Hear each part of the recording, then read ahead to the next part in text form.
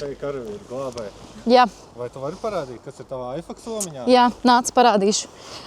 Individuālā somiņa parasti karavīram stāv uz labās kājas. Kāpēc tieši uz labā?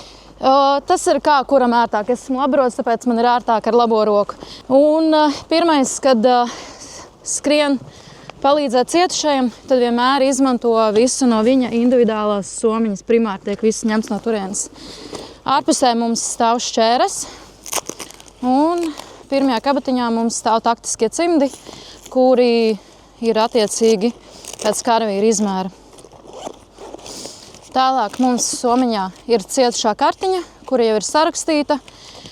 Mums ir arī acu traumu pārsējs. Tālāk mums ir nazofaringēlais. Kas ir nazofaringēlais? Tas ir, ja pieņemsim cietušais ir bezsamaņā, tad primāri tiek izmantots nazo, lai viņam nodrošinātu brīvus elpceļus. Tālāk mums ir dekompresijas adata. Tad mums vēl ir folijas segla, lai nodrošinātu cietušajam hipotermiju. Česils, ar kuru mēs aprūpējam šautas brūces. Tad mums ir arī nospiedošais pārsējs, kurš ir arī primāri katram karavīram kreisajā lejā kājā.